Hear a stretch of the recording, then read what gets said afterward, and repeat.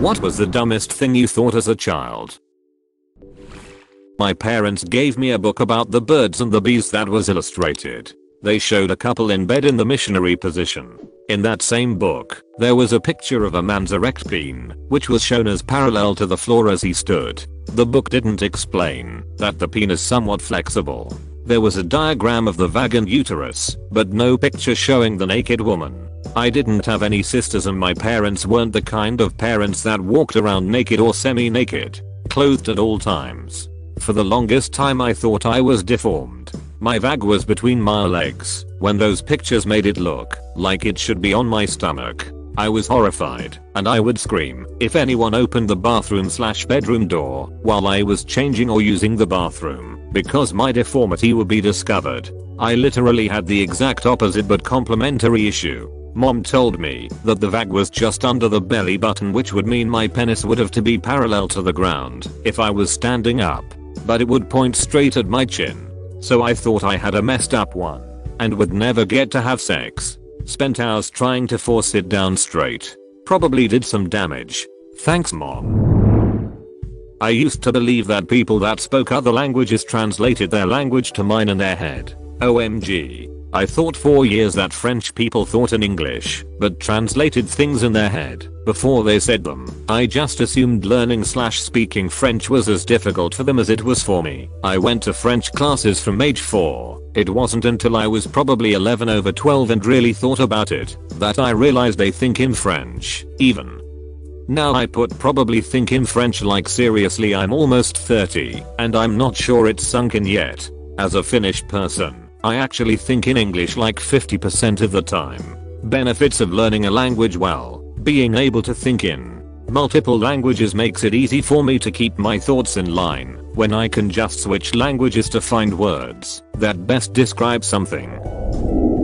That if people are going to study something, they just sit in a circle with other students and think about what they want to do. As soon as they find out, they are done and they can leave. I wish lol. I like the way younger you thought. Though we'd have too many Lego engineers if that was the method. Can you ever have too many Lego engineers? My uncle is a priest for an obscure Hindu offshoot religion, and he told me quite young that I shouldn't play sport because each person only gets a set number of breaths in their life, and getting out of breath use them up quicker. I used to spend hours laying in bed trying to make my breaths as long and slow as possible. In fairness, I actually have a decent lung capacity as an adult, so maybe it had a positive effect. Geez, that had to scare the hell out of you. Good breathing technique for relaxing, but not if you're afraid you're going to die. Yeah, he's weird with his religion. My grandmother, his mom, died last year, and we had her funeral in a Christian church. He was doing a eulogy and then decided to tell everyone he was a Hindu priest and read out a passage from his holy book. He hadn't pre-warned anyone about this. I don't think I've ever seen anyone hold back rage more than the vicar at that moment. People that died in movies really died. I was watching a movie with my dad wherein the main character had his arm cut off. I turned to my dad and asked, "That's fake, right?" And my dad, very sincerely, said no, that actor's getting paid a lot of money to have his arm cut off. And all the color drained from my face and I said, "Oh, okay." I was in my early 20s when I had that aha moment where I realized he was messing with me. I had the opposite with my dad. I said something like, "Wow, she must have gotten paid a lot to cut her arm off for a movie," and he just looked at me like, "What are you, stupid?" I felt terrible as a kid to eat. I wouldn't eat in front of people, and every meal I would find myself thinking poor food getting eaten because I was convinced they had emotions. You must be a screenwriter for Sausage Party. No, but my sausage does bring a party. When I was a young kid, maybe between 5 and 9, my dad took me to the tiny grass runway airport in my town, and we went on a short plane ride in a small Cessna around the valley. My dad sat in the back, and I was up front with the pilot. While we taxied off the ramp and out to the runway, I was given permission to move the yoke. I thought I was steering the aircraft the whole way. I told my mom that I taxied the plane. In school I told my class that I taxied the plane. In fact, it was so strong a memory that I grew up remembering the memory without evaluating the experience. I was home on leave from a naval aviation squadron when I was talking about that flight with my dad, and I was thinking about it, and I had this long pause, and I said, "Holy crap, Dad, I just realized that I wasn't steering that Cessna." My father laughed his ass off. "Why did you realize you weren't steering the plane? Is a yoke some kind of steering mechanism that only works in the air and they have a different way to steer on the ground?" Yes, you are right. The steering, that is, left or right, is done with the foot pedals which connect to the rudder on the vertical edge of the tail of the aircraft. What I was moving, the yoke, would only move the ailerons which would control the roll of the plane during flight, or by pushing the yoke forward or pulling back, would change the pitch, that is, lower the nose into a diving position, or rise into a climbing position, again, during flight. Because we were on the ground, the pilot was in full control of the taxi maneuver by steering with the foot pedals and controlling the throttle and prop. When I was really young, I was convinced I was pregnant. I'm a man BTW, with a baby cat named Bridget. My family decided to see how long I would believe this, so they never told me how ridiculously impossible that was. I went on believing it for about 5 months. That's how long little me thought cat pregnancy lasted. And then when the baby never came, I went to my mom and asked when Bridget would be born. She finally told me that boys can't get pregnant and humans can't give birth to cats. I was traumatized. Little me was so excited to be a cat father, and then it was ripped away from me. I was such a stupid kid. I'm sorry for your loss, but I'm cry laughing at my desk right now. That a blowjob meant you blow air in a boy's general direction. Thanks to my older siblings for making me believe that one, lol. I knew it was more than in a general direction, but I did think the phrase was fairly literal. Poor first boyfriend. This was something that came up in middle school. Long story short, a boy comes back from the bathroom during a school event. School was not in session, but people were on the grounds. I want to say it was a basketball game, and proclaims he got a BJ and stated, "I don't know why my dad makes a big deal about it. It didn't feel good at all. She just blew the whole time and I never got hard." If a man kisses a woman for a long time, the woman is pregnant. This one's actually true. It happened to my brother's coworker's best friend's sister's nephew twice. I'd like to point out 3 things I find funny here. 1. You're implying a man got pregnant. 2. That you said best friend's sister's nephew when you cold just said best friend's nephew. 3. That you think this is a rare occurrence because it also happened to my mother's father's wife's grandson, so clearly this is a common phenomena. That if you poked your belly button too hard then it would come open like a plug and all of your internal organs would spill out.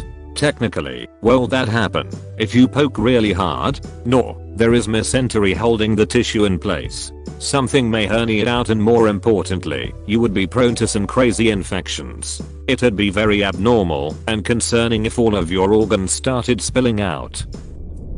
That the world actually used to be black and white, like it was in old movies, and even ask my mom what it felt like when all the colors suddenly appeared. I used to ask my dad if the color pink was around when he was young. No, kid. It came out in 1984 with the first Mac.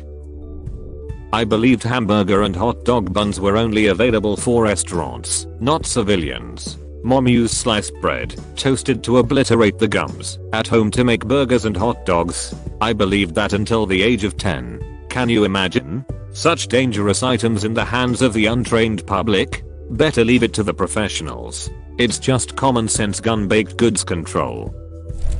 Not something I believed, but a harmless prank I used to play on my kids. There is a highway we use that has several long gentle curves over a 5-6 mile stretch. One day when my younger son complained that the sun was in his eyes, he was about 3 at the time, I had the idea to pretend that I had a personal relationship with Mr. Sun.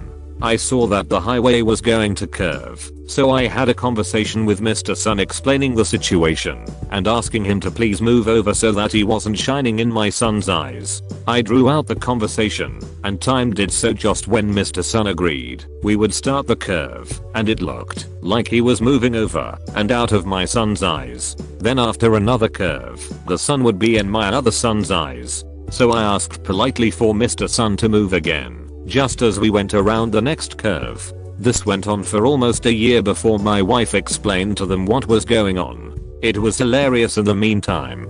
Now I just gotta find a way to remember this for when I have children. When you have kids, these ideas will just flood your brain. Don't worry about that. I grew up around the time of the release of the Star Wars prequels. I vividly remember asking my brother as to why they released the sequels, New Hope etc. before they released The Phantom Menace, as it made no sense when I was 11 and a prequel was a wild new concept to me. He had me convinced, embarrassingly until I was about 15 over 16, that the reason they released the sequels first was because there was a fire at the studio and it burned all the original tapes, so they had to reshoot them. I was so freaking dense. Imagine a world where Mark Hamill was Anakin and Hayden Christensen was Luke. If you turn on the light in the car, you'll get arrested or might die. Same here, only I thought it was blindingly bright and would ensure at least 12 cars in a pileup begat by my foolish decision to play Game Boy Advance at night. My parents never lied about it, but every second that it was on, they would complain so much and be rushing us while the light was on that we wanted it to end ASAP. That there's a tiny human inside the TV who executed what the remote was telling him to do. For example, when you press the button to increase the volume, he is being hit in a specific way that lets him know that he has to go and manually increase the volume. I imagined a barracks full of tiny men living in the tap who poured out little buckets of water when I used the sink.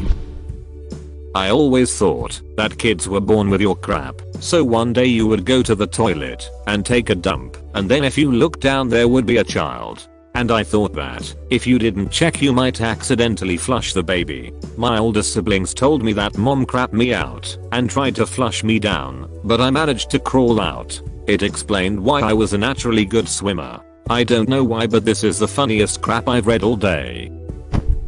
This is a wild ride, folks. When I was a little girl, my grandpa told our family this story that he used to call the chocolate head. He told us that he was born with a head encased in chocolate, and the doctors and nurses had to eat it off. Despite already being eaten, the reconstructed chocolate head floated back to him when he was a toddler, telling him, "Remember me, I'm the chocolate head."